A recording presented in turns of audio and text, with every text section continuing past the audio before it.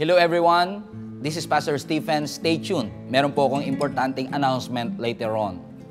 If you have been part of our global family, alam po ninyo that about a month ago, nakapag-open po tayo ng ating pang-apat na service every Sunday, which is our 6 p.m. worship experience. With the help of our staff, leaders, and volunteers, naging posible po ito. Kasi nga naman, totoong tapat ang ating Panginoon. Pero ang kanyang katapatan ay kitang-kita po ng ating simbahan sapagkat 1 month later, yung bagong service na ating sinimulan is already at 80% capacity.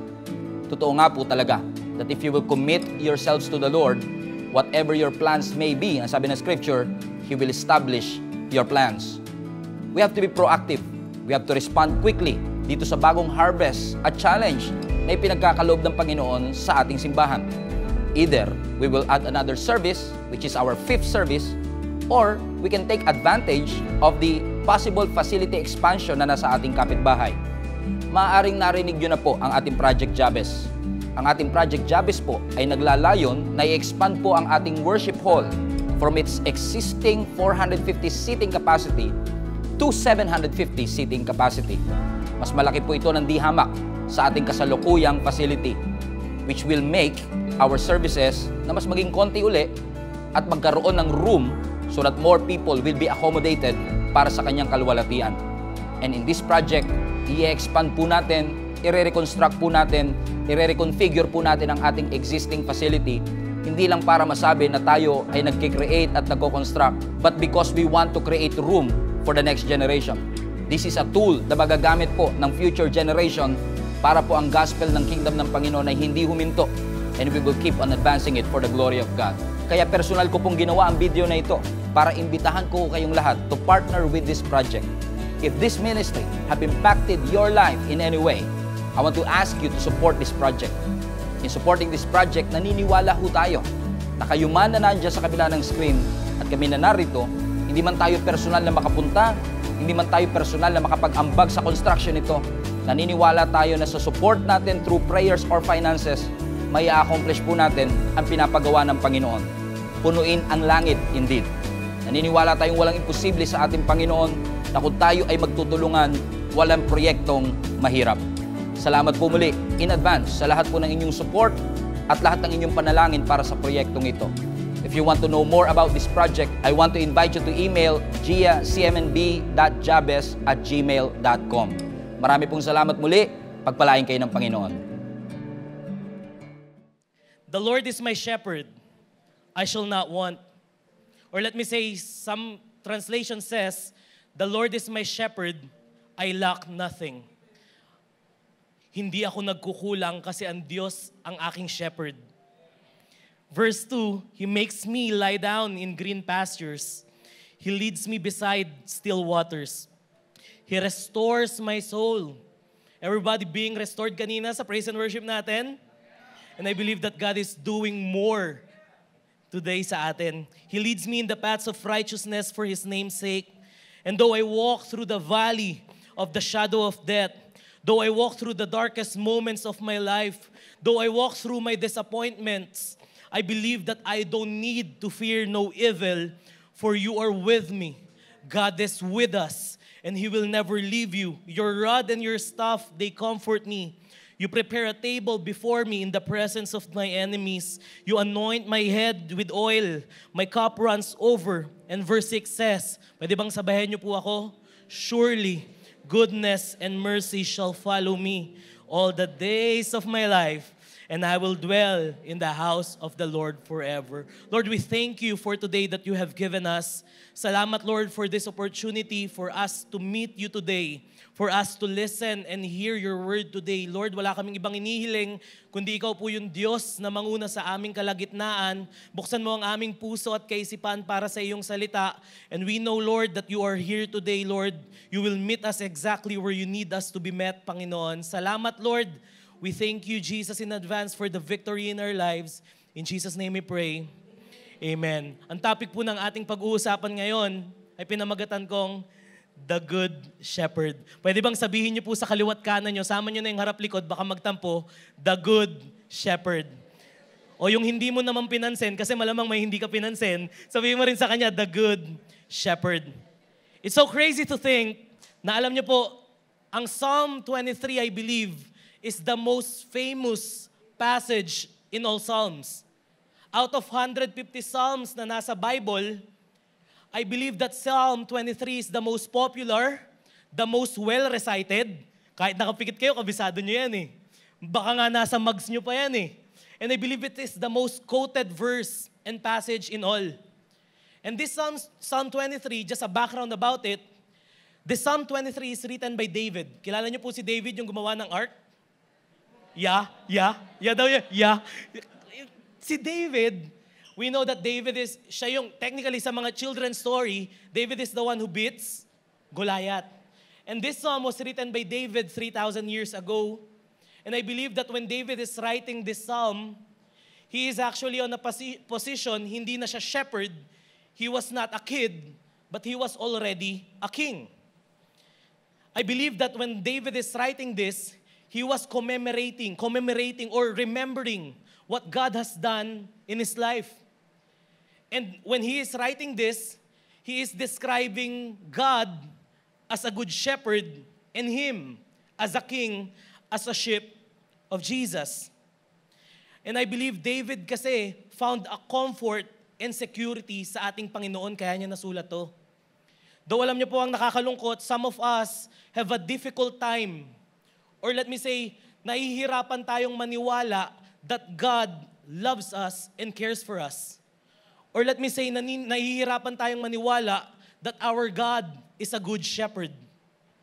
Most especially if things aren't going our way, madalas nakakalimutan natin kung gaano kabuti ang Diyos sa ating mga buhay.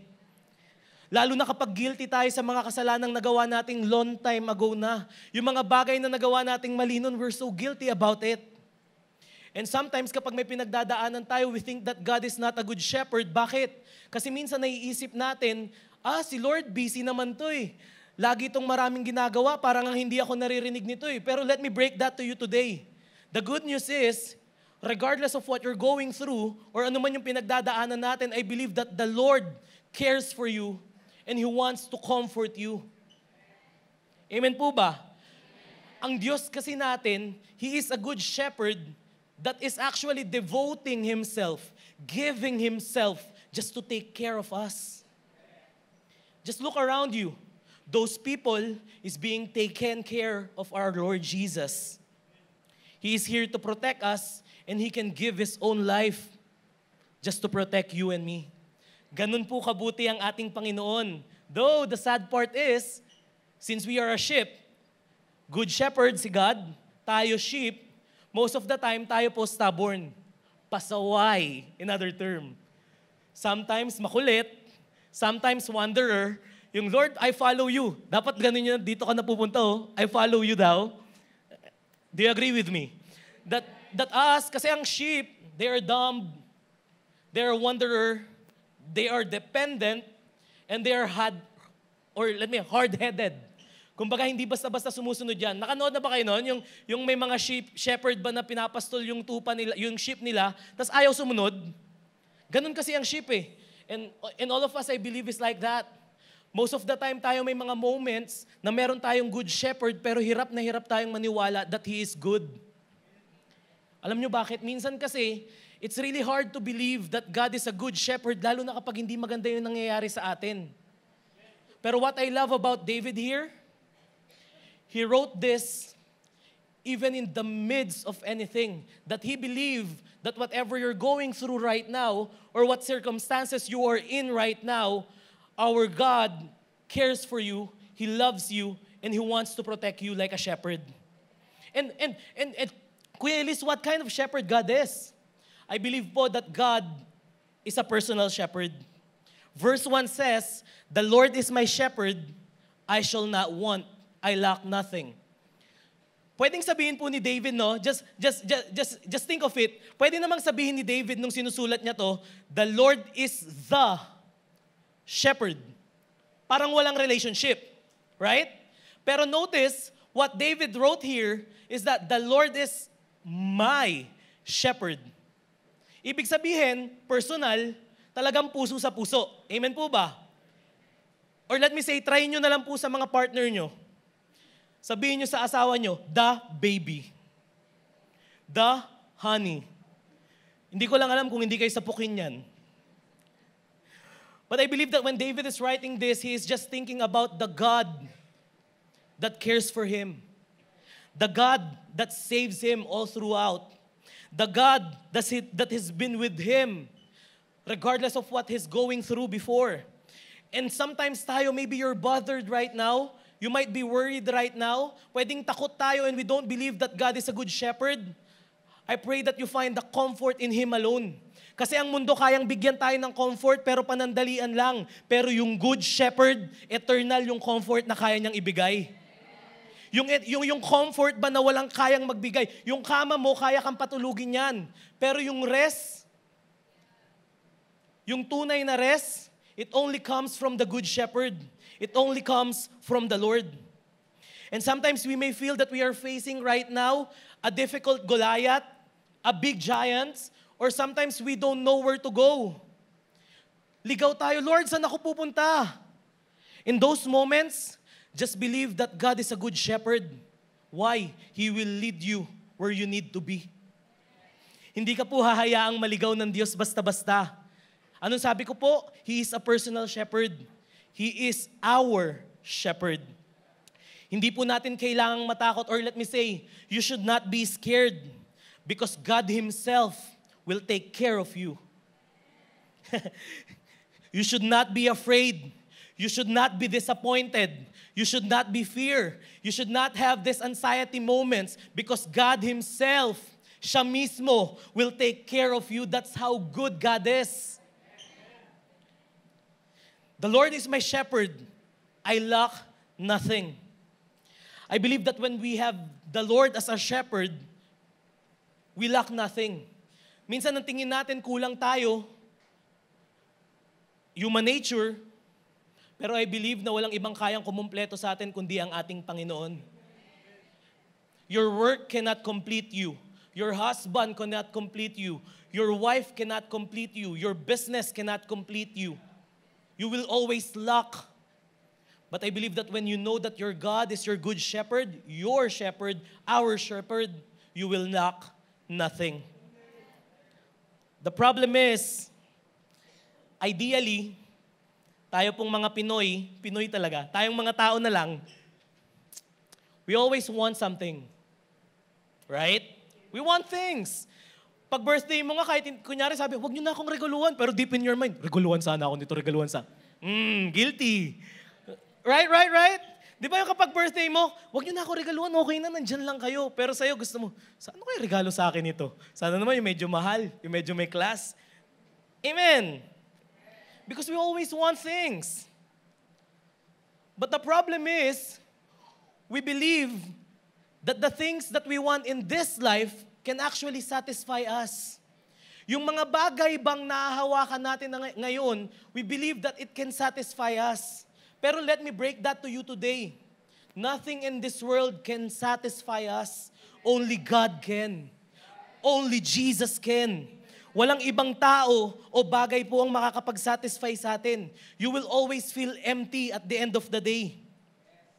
Pero again, it's not bad that we want things. Human nature siya eh. Parte siya ng buhay natin. Pero if you find yourself constantly being consumed of the things that you want, then that's the time that you begin to feel the most emptiest moments in your life. Kasi bakit? You trust the things that's for temporal only. Pero I believe that the Lord offers us something that is for eternal. Amen po ba? Ang Diyos kasi ayaw niyang bigyan lang niya tayo ng temporal. Ang gusto niya yung pangmatagalan.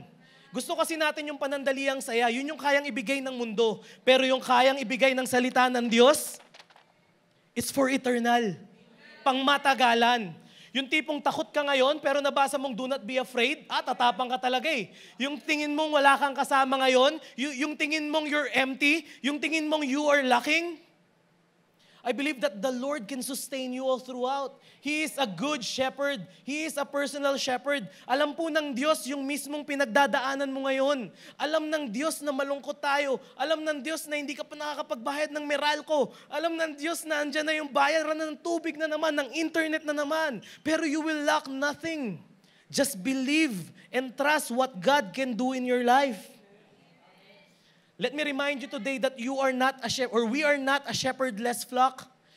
Hindi tayo shepherdless.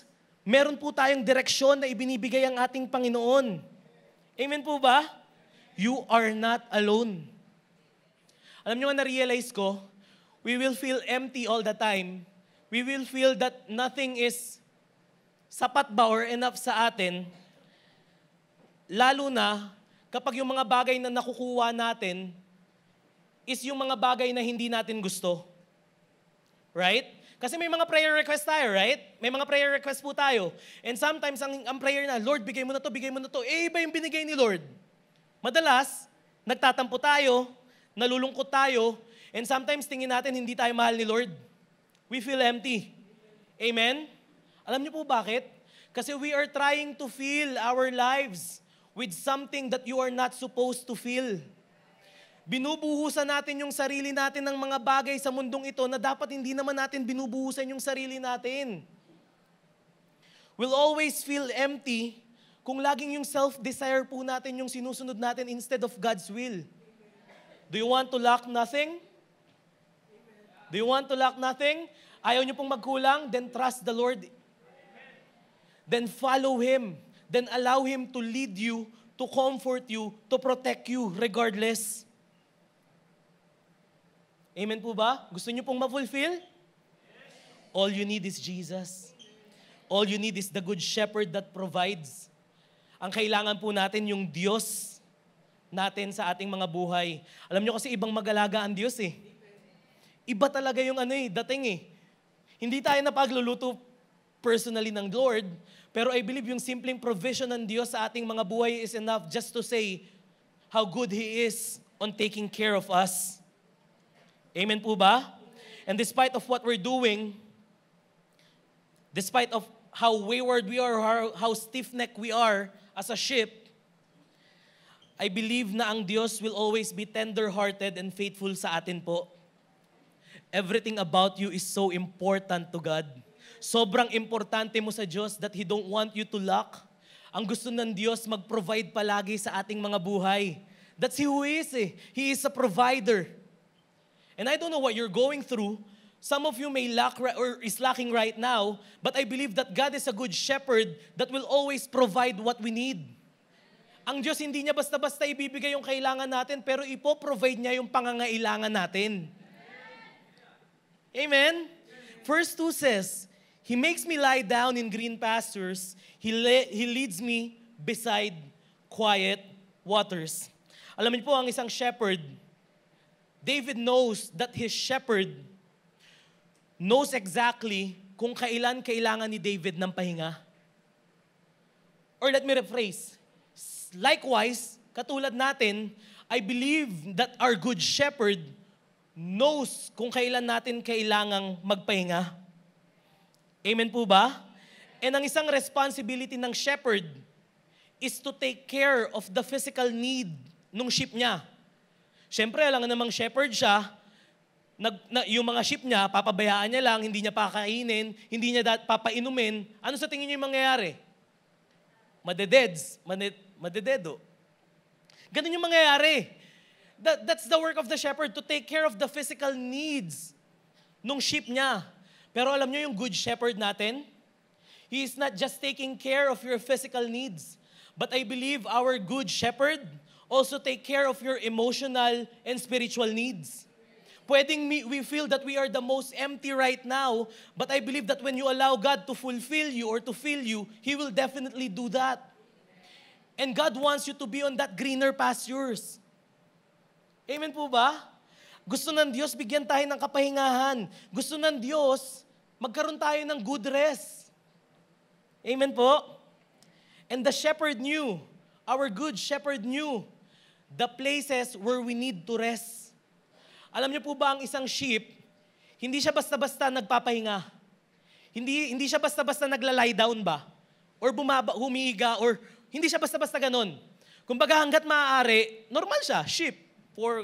Alam nyo na yun, imagine niyo sa isip nyo. Hindi siya basta-basta nagla-lie down. Unless, merong 4 na kondisyon na mamet.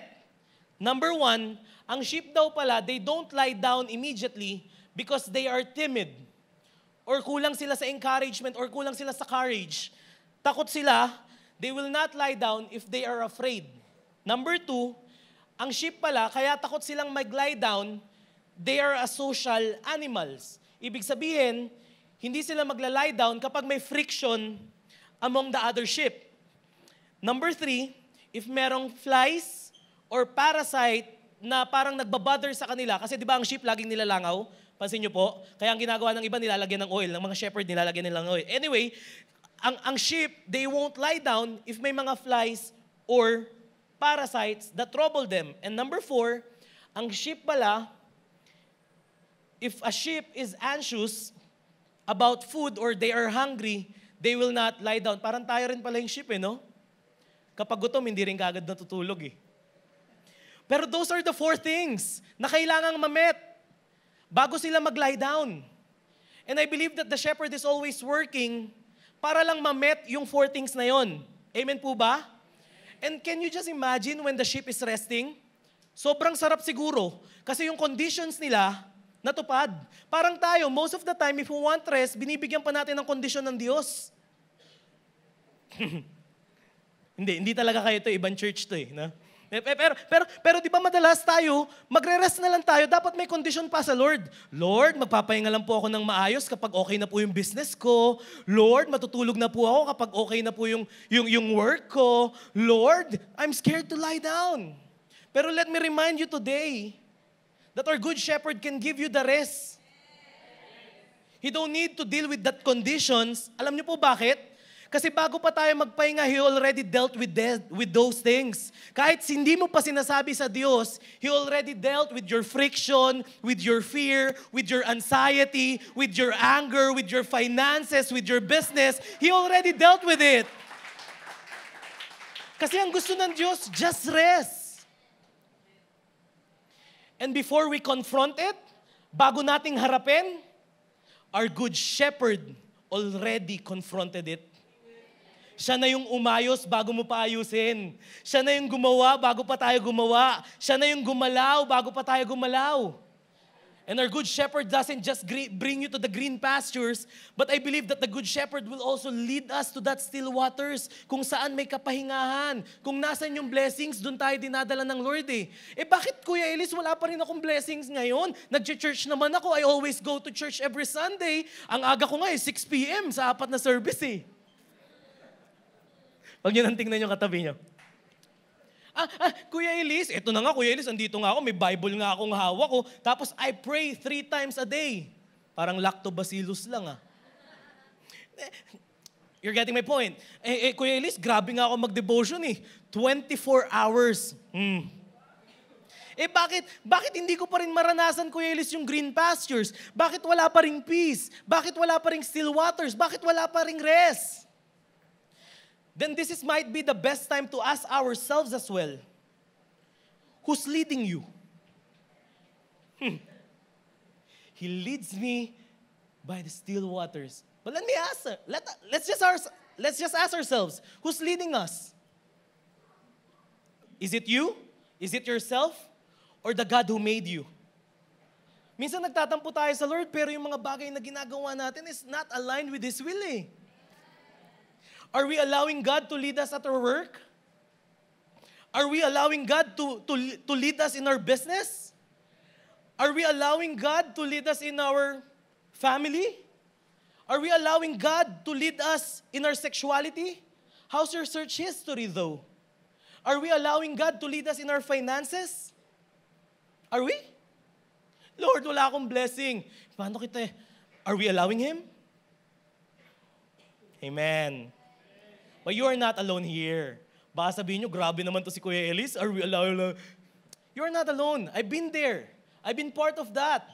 Alam niyo po, way back, I have this thing or this moment na meron pong isang part ng life ko that I don't let God to lead it. Gusto niyo pong malaman kung ano? Finances. Which is most of the time, tayong lahat, we don't really allow God to lead us on our finances with all humility and respect. Amen. Kasi totoo naman, it was hard. Lalo na kapag bayaran na, wala akong pambayad, Lord. Lord naman, Judith na naman. Wala pa, Lord. Ito na nga lang, saktong-saktong sahod na eh. Right? Alam niyo po, I have a testimony about it before or way back. Talagang sobrang hindi ko po mapahawak sa Diyos or maalaw ang Diyos na ilid niya ako dito sa area na to, sa finances. Kasi takot ako eh. Alam niyo po, sa 3 months, hindi po ako magaling, hindi po ako perfect. Sa 3 months po, kaya ko pong magkaroon ng 3 trabaho sa loob ng 3 buwan. Oo, don't get me wrong. Umaalis po kasi ako kada buwan. Well, hindi ako magaling, sabi ko hindi ko kaya pagsabay-sabayin yun. Umaalis po ako kada buwan. And these 3 jobs, not just 3 jobs, but most of the jobs that I have before, kasi 17 years old pa lang po ako, I'm working na, while studying din po. And I have these jobs na talagang high-paying. I remember these 3 jobs. Siya yung familiar sa akin kasi sa 3 buwan, 3 company po yung napasukan ko. Hinati-hati ko po talaga yung katawan ko eh. And I was remembering it, hindi siya basta-basta low-paying jobs, pero talagang high-paying job po siya. I remember, I've asked the Lord one time, or kayo baka naranasan nyo din, yung tipong ang laki ng sahod mo pero wala kang ipon. Naalala ko tuloy. Di ba? Di ba kayo din po? Yung nagtatry kang magipon, pero walang natitira.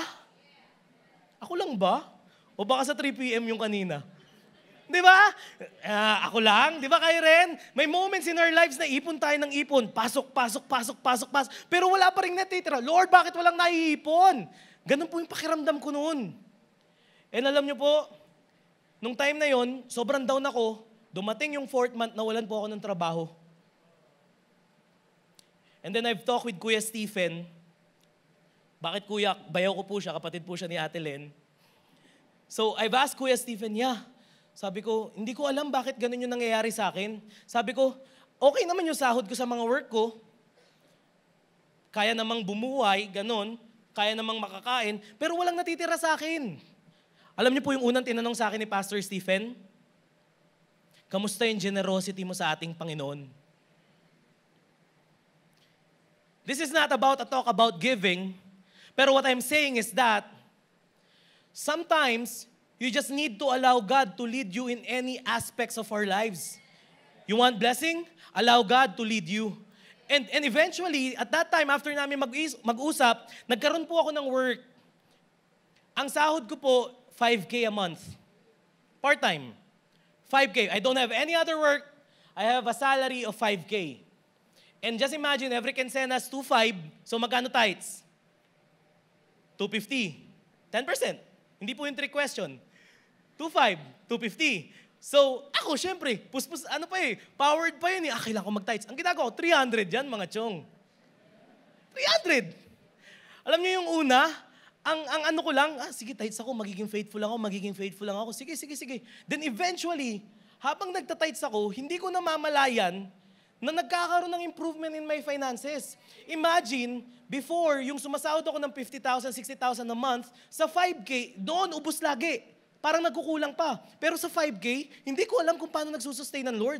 Pero not just that, moving forward, after that 5K moment, pinromote ni Lord, alam kong kay Lord po galing yun, naging 14K. Bago to mag-pandemic isipin nyo na lang, mahal na gastusin nun. Diba?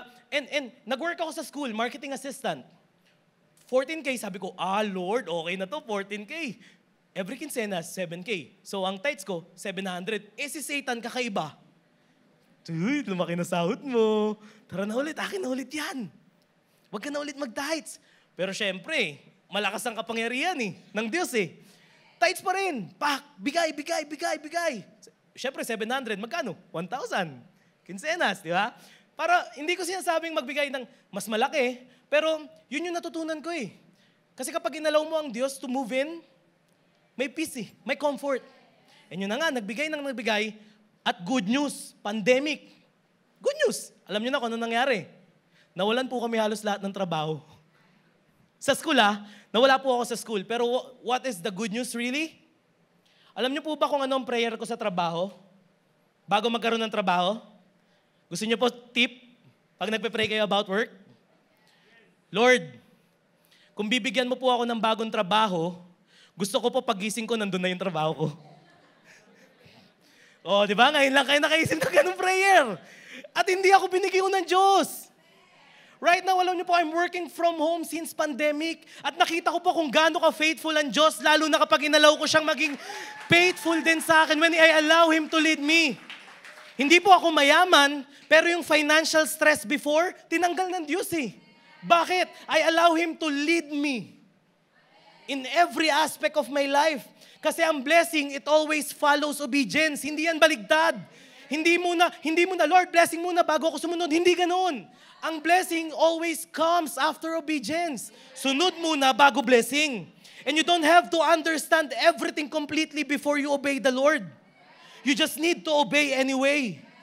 Kasi ang Diyos will always be waiting for you, wanting to bless you. And besides yung blessing natin, nasa atin naman na talaga eh. You just need to open your eyes and believe that God can sustain you and that God will always provide for you no matter what.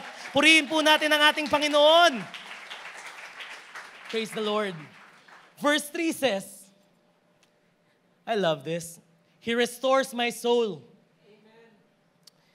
He leads me in the paths of His righteousness for His name's sake. I believe that renewing and restoring only begins, or let me rephrase, restoring and renewing our souls begins with turning back to God. If we want to be renewed or restored, if you want God, our good shepherd, to renew us, then you just need to return and believe to God again.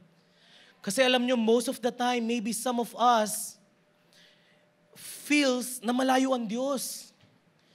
Sometimes, feeling natin, iniwan na tayo ng ating Panginoon. Sometimes we are so exhausted. Sometimes sobrang pagod na tayo. Pero let me remind you today that God knows the places of your exhaustion. Alam ng Diyos kung saan ka napapagod.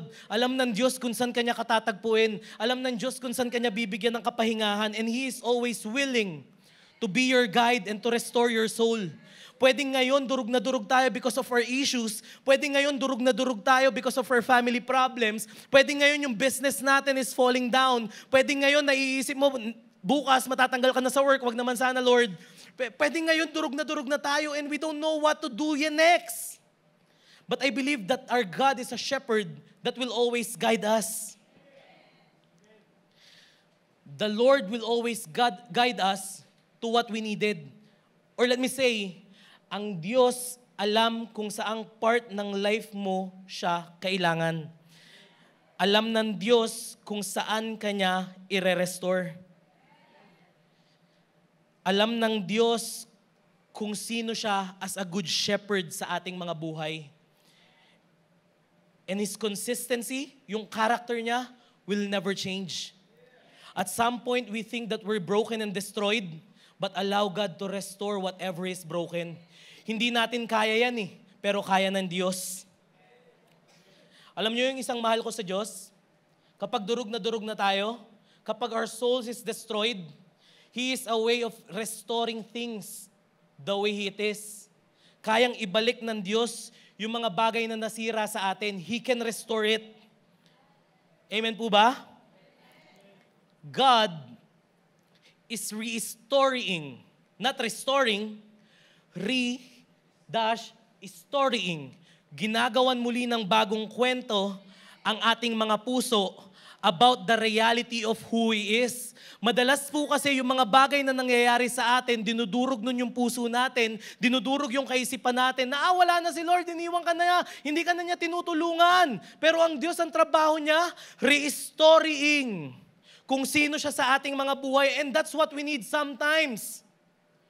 We just need to remember how good God is, how faithful He is, and how He can restore you. Naalala mo nung time na broken ka? Hindi naman yung mga kaibigan natin yung sumama sa atin Pinag-uusapan ka pa nga Ang Diyos mismo yung sumama sa'yo. Inangat tayo muli. Ni-restore tayo muli. Ang Diyos, He will always restore us kahit lumalayo tayo sa Kanya.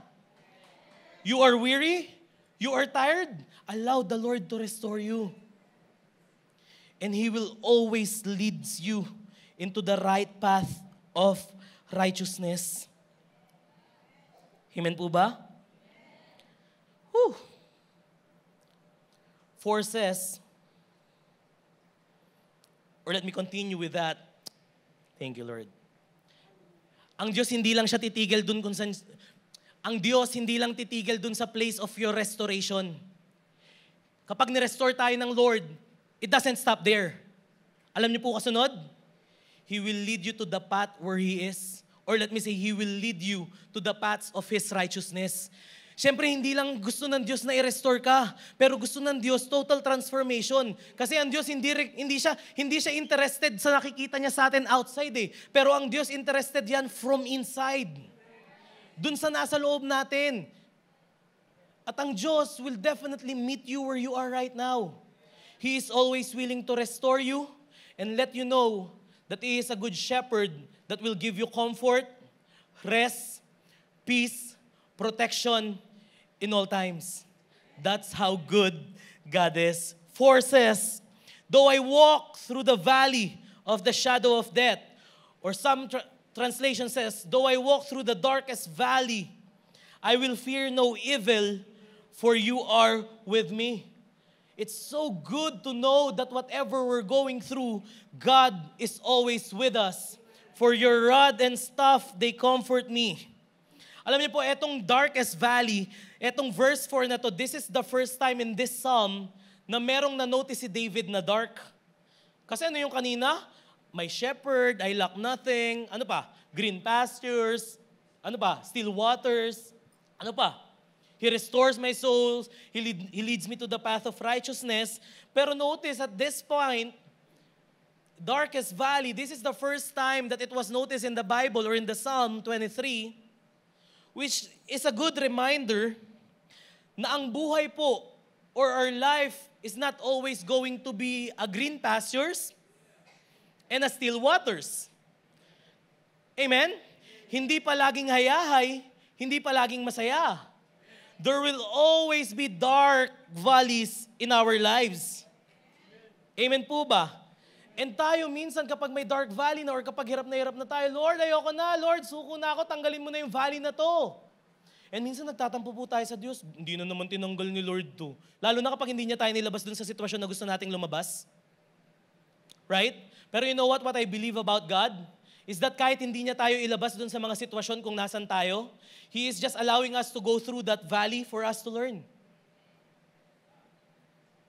Amen? For us to learn. Pero good news, talagang may valley. May darkest moments talaga tayo. Good news talaga, Kuya Elis. And if you will see a valley, may valley ba ako dyan, Nak? This is what a valley looks like. Ang valley po para siyang fa-V. F-A-V. Fa-V. Pa-V. Pansin nyo? Tapos nakikita nyo si David. Hindi niya. Ano? Pa-zoom nga. Joke. So most of the time, a valley, dyan po naglalakad yung shepherd and sheep. Eto medyo ano na to eh. May mga bahay na, so ibig sabihin mga millennials na yung nakatira dyan. So most of the time, ang shepherd and sheep is just walking in the middle of the valley. In the darkest valley, going through the valleys, they are just walking there and walking there. And just notice kung ano yung position ng valley here. Napansin nyo, yung valley, di ba, pavinga. So if there would be any predators or wolves that wants to attack the shepherd and the sheep, madali silang makakaatake. Bakit? Kasi kitang-kita nila mga tiyong. Nandito sila. Nandito yung shepherd, nandito yung sheep, tapos pwedeng nandito yung wolves. It's so easy to attack them, right? Pero when David is writing this, I believe that he's so confident writing verse 4. Though I walk through the valley of the shadow of death, I will fear no evil. Bakit? Kasi kilala ni David kung sino yung kasama niya even though he's walking through that darkest valley. And I don't know about you, maybe you are walking on your darkest valley, but allow the Lord to move in you. Allow and remember the Lord that is always with you. Amen? We will always go through darkest valley, but the good thing is, ang Diyos natin will always walk with us on that darkest valley. Our good shepherd, si God, is a faithful companion, I believe. Hindi siya yung inaalaw lang yung sheep niya, yung mga anak niya, doon na lang kayo. May nakita na po ba kayong magulang na ganun? 2-year-old baby, sasabihin niya, sige, doon ka, diretso ka pa, tapos bangin. Wala! Right? Hindi natin kayang ipahamak yung mga taong mahal natin. Right? Kahit nga yung asawa mo, di ba? Kahit nakakaya, pag ano, sige, diretso. Hayaan mo ba yung asawa mo maglakad mag-isa? Hindi, right? Bukod sa mag-aaway kayo sa bahay, tapos ka talaga. Amen? It's so hard. Pero ang Diyos, alam niyo po, even we walk through the valley of the darkest valley or valley of shadow of death, hindi natin kailangang matakot. Kasi He is not just a faithful companion, pero He will not also just point out kung nasan yung finish line, but I believe na hindi niya hahayaang maglakad tayo through our darkest valley. Hindi niya hahayaang maglakad tayo sa dangerous situation ng buhay natin. Our shepherd doesn't point us kung nasan yung final destination, but He will walk with us to our destination. Ano yung destination natin? Green pastures, still waters, blessing, abundance, peace, rest, and security. We may not always overcome everything na nangyayari sa atin, pero knowing that God is with us, we can always have the peace that we're seeking. When God steps in your darkest valley, when God steps in, I believe fear disappear. We always hear that, pero that's the reality. Na kapag pumasok ang Diyos sa sitwasyon mo, kahit gaano ka katakot, kayang tanggalin ng Diyos yung takot na nararamdaman mo. Kasi bakit? Kilala mo siya eh. He is a personal shepherd. Kung sino siyang pinoprotektahan ka noon, kung sinong siya yung nag-sustain sa'yo noon, siya pa rin yung magsusustain, poprotekta at magbibigay ng comfort sa'yo ngayon. And not just that, while you're walking through the darkest valley, meron tinatawag na rod and staff. Alam niyo po yung rod and staff? Dala ko na siya kanina kaso andyan lang somewhere yon. Pwede pa check sa backstage, baka nandito lang po sa tubigan. Rod and staff. So, mag-explain lang ako. So, ang rod and staff, this is a tool for the shepherd to aid us. Ang rod and staff are both his protection and discipline. Ayan na. Salamat ha. Nagulat po sila eh. Nakalimutan ko rin po kasi. Eto siya. So, ang shepherd, ano unahin ko? Parang Maleficent. Joke. So, ang rod, eto yung rod. So, ang rod daw, ginagamit to ng shepherd, mukhang tubo po to, pero isipin nyo rod. Ginagamit to ng shepherd to fight yung wolves, to fight yung predators, to fight kung ano yung pinagdadaanan ng mga tupa ng shepherd, or kung ano yung aataking mga wolves or predator dun sa mga sheep nung shepherd. At ang staff naman daw, eto daw, ginagamit ng shepherd to lead and discipline yung mga tupa niya. When they are walking through the darkest valley. Etong staff, ginagamit para kunin yung tupa niya. Hilahin pabalik sa kanya. Though sometimes ang nakakalungkot po, etong staff and rod, we think na kapag hindi maganda yung nangyayari sa atin, we think na kapag nasa darkest valley tayo, pinapalo ako ni Lord, nilalayo ako ni Lord, sinasaktan ako ni Lord. Pero this rod and staff, this is a way of God to protect you. Hindi ikaw yun. Yung mga bagay na nagtatry magpasuko sa iyo yun. Anxiety, fear, disappointment, lungkot, sadness, broken family, finances na hindi okay, business, hindi to gagamitin ng Diyos para saktan tayo. Staff? Okay na tayo sa rod. Staff? Hindi rin to pamukmok sa atin. Ang staff naman, alam niyo po, based on a study, pinag-aralan ko din po siya, ang sheep pala, they are so strong kapag nakayuko sila. Parang, nakakanood po kayo sa TikTok noon, yung mga sheep na nanunuwag. Ako lang ba? Try nyo, sheep nanunuwag. O kaya tubang nanunuwag. Diba? Pansinin nyo, yung nakagano sila, nakayuko sila lagi. And ang tendency, kapag nakayuko, ano yung nakikita? Sahig, literal eh. Yung pwedeng kung ano man yung nasa ilalim nila. Pero on a layman's term, kapag nakayuko ka, nasa isa lang yung focus mo. Kapag may pinagdadaanan kang darkest valley, nandun lang yung focus mo. Kapag takot ka sa darkest valley, takot ka lang. Kapag disappointed ka ngayon because of what happened to you, dun ka lang. Pero alam niyo po, ang trabaho ng shepherd, gamit yung staff. Wala lang ako sample eh, kasi baka maging sheep bigla dito. Pag ang ginagawa ng shepherd using his staff, inaangat niya yung ulo or hinihila niya pabalik yung sheep in his normal position.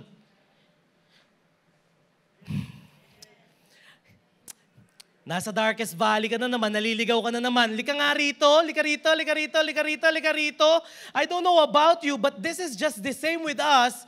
Sometimes we think na pinapagalitan, pinapalo o sinasaktan tayo ng Diyos, lalo na kapag hindi tugma yung gusto natin sa kagustuhan niya. Pero I believe that He's just using this rod and staff not to hurt us, but to guide and lead us to much better things in our lives. Ang staff at rod, hindi para saktan tayo, pero dalhin tayo sa green pastures and still water. Ganun kasi kabuti ang Diyos. That's just how Jesus loves us. He is always willing to lead us. Amen po ba? Whew. Staff, rod. Akala natin sinasaktan tayo, pero that's the defense of our shepherd. Lalo na kapag nasa darkest valley tayo. Alam kasi ng Diyos kapag lalapit tayo sa Kanya or lalayo tayo, kaya hihilahin at hihilahin niya tayong pabalik sa Kanya. Hindi hahayaan po ng Diyos na maligaw tayo, kundi ibabalik at ibabalik tayo sa pag-ibig niya. Ayaw ng Diyos na nagwa-wonder ka. Ayaw ng Diyos na naiiwan ka. Ayaw ng Diyos na nandyan ka na lang forever sa darkest valley mo. Ang ginagawa ng Diyos, hinihila ka niya pabalik. Besides, let me just remind you that the Lord can leave the 99 just to find the one. Or let me say, the good shepherd can leave the 99 just to find the one. Or let me rephrase, ang Diyos natin kayang iwanan yung 99 just to find you. Hahanap-hanapin tayo ng Panginoon lalo na kapag nawala na tayo. At ibabalik niya tayo dun sa unang bagay na dapat nating maunawaan. That He is our good shepherd. He loves you, He cares for you, and He comforts you all the time. Verse 5 says, and I want to end with this. Kapit pa? You prepare a table before me in the presence of my enemies. You anoint my head with oil, my cup runs over. Notice yung change nung image dito, si God or from being a shepherd, naging host. Kumbaga, dun sa 1, 2, 3, 4, ang pinag-uusapan natin all about shepherd. Pero pagdating ng 5, parang iba na. Naging host siya. He prepared the table. Pinaghandaan ako ng lamesa. And the weird part is, in the presence of the enemy. But when David is writing this, I believe that he is talking about, when he talks about preparing the table, I believe that David is talking about God saying, ang Diyos natin, when He prepare a table for us, it means that He is also preparing our needs. Ang Diyos never come up short. Hindi siya na late. Never magkukulang ang Diyos, lalo na sa pangangailangan natin. Never, ever, ever na late ang Diyos, lalo na kapag may due date ka. Just remember it. And ang Diyos, kahit ano yung ginagawa natin or where we are in our life, He will always prepare everything in the table. Or let me say, our good shepherd has already prepared every single thing that we need. Inayos na po ng Diyos yung mga pangangailangan natin. Hindi man ngayon ibigay ng Diyos, pero inaayos na ng Diyos yung mga pangangailangan natin. Hindi naman po pinangako ng Diyos na ibibigay niya lahat ng kailangan natin. Ang pinangako niya, ipoprovide niya lahat ng pangangailangan natin. All we just need is to believe Now you see in the presence of the enemy, inayos ng Lord, pinrepare ni Lord pinrepare yung table in the presence of the enemy. And most probably on these days when David is writing this, he is actually thinking about a natural enemy. Wolves, bear, and most probably yung pinakamalala si King Saul or si Goliath. Maybe David is thinking that when he's writing this. Ang Diyos ko nag-prepare ng table sa akin in the presence of the enemies. Sila Saul to, sila Goliath to. Ano namang connect sa akin yan, Kuya Elise? Wala nga akong kaaway eh. Bait-bait ko kaya, kunin na nga ako ni Lord mamaya eh. Pero, have you ever think of it? Na, para naman saan yan? Na, bait ko, wala akong kaaway. Well, most probably, all of us or some of us, wala talagang kaaway. Pero alam niyo po kung ano yung kaaway natin ngayon? In our culture, poor self-esteem, failures, rejection, loneliness, anxiety, despair, discouragement, insecurity, unlove, isolated. You're isolating yourself. Fear of the future mostly. And there are many enemies in our lives that we need to deal with. Pero what I love about the Lord is that even in the midst of those enemies, He prepared all the things that we needed to face that enemies. Hindi hayaan ng Diyos na lumaban ka nang wala siyang sa likod mo. Hindi hayaan ng Diyos na harapin mo yung enemies natin, yung nararamdaman natin nang iiwanan niya lang tayo. Kasi ang Diyos, lagi nating kasama yan. Ang Diyos, hindi lang tayo isusustain. The Lord will not just sustain you, but also satisfy you. Bubusugin tayo ng Lord, pwedeng literal, pwedeng spiritual. Ang Diyos kayang punuin yung mga bagay na nagkulang sa atin. You might feel unloved right now, but I believe that God loves you so much. Hindi po magbabago yung pagmamahal ng ating Diyos. And God doesn't treat us the way we treat Him. God will never ever treat us the way we snub Him. God will never ever treat us the way we disobey Him. Regardless of what we've done, what we'll be doing, or what we've done in the past, our God will always be a good shepherd to us. It will never, ever change. Verse 6 says, ready? Pwede bang sabay-sabay natin itong basahin? Verse 6, surely goodness and mercy shall follow me all the days of my life, and I will dwell in the house of the Lord forever. When we say follow, it means pursue. Susundan. And I believe that this is what David is saying here. That we are a lost sheep, we are a wanderer, pero yung pagmamahal, yung goodness at mercy ng Diyos will always pursue you. Hindi hahayaan ng Diyos na nandiyan ka na lang, but He will always pursue you wherever you are. Alam ng Diyos kung nasan ka ngayon. Alam ng Diyos kung ano yung darkest valley na pinagdadaanan mo ngayon. Alam ng Diyos kung ano yung sitwasyon mo ngayon. And His goodness and mercy will pursue you. It will never change. We change, but God won't.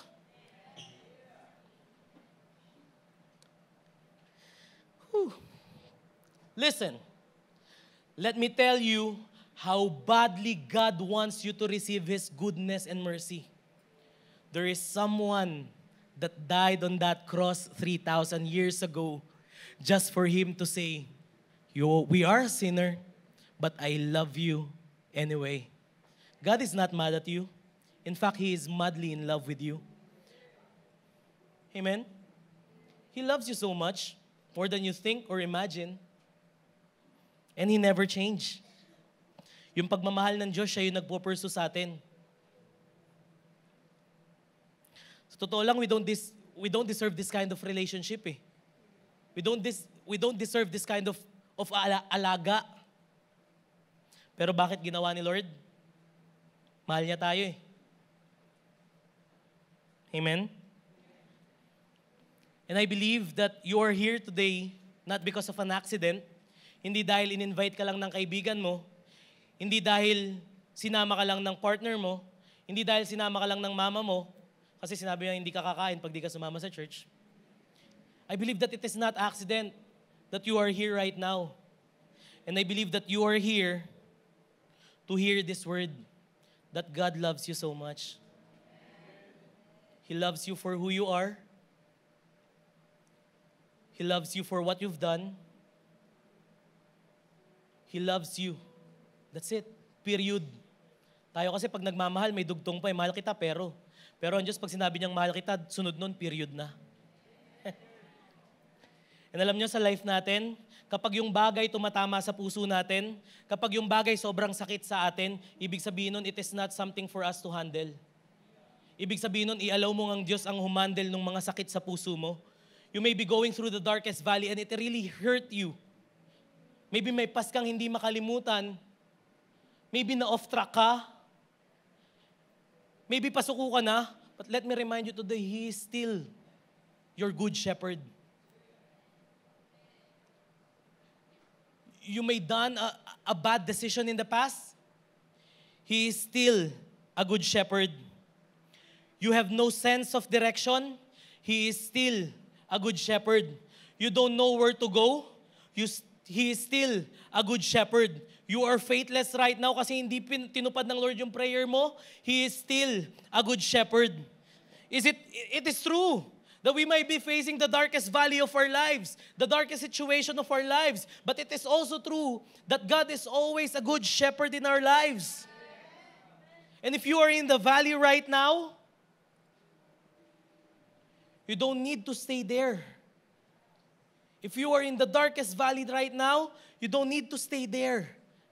God wants you to be in that green pastures. God wants you to be on that still waters. Ang valley, anong sabi sa verse 4? Though I walk through. Ibig sabihin, daanan lang. Kaya kung may problema, may issue sa family, may disappointment, may takot, daanan lang natin, huwag mong tambayan. Kasi ang gusto ng Diyos, daanan mo, hindi mag-isa. He is our good shepherd. So kung dadaanan mo yan, just expect it. Kasama mo ang Diyos. He loves you. And He will always love you. Ang Diyos natin is just so good that He gave His life for all of us. And I don't know about you. Maybe some of you is thinking na, ay, hindi naman ako mahal ng Lord. But again, yung Diyos binigay si Jesus para sa atin dahil mahal na mahal niya tayo. And yung selfless love na yun, no one could ever give that to this world. Only Him. Hello Global Family, thank you for watching. If this message have impacted your life, please consider subscribing. Let us know in the comments what God spoke to you today. Where are you streaming from? Or how can we pray for you? We pray in Jesus' name that we will continue to advance God's kingdom through the spreading of His word through this online platform that we have. If you want to support the ministry of Jesus is Alive community, I want to encourage you to support financially and give. Go to our website, gsmnb.com/give, for you to know all the ways that you can support this ministry. I hope to see you soon. God bless you.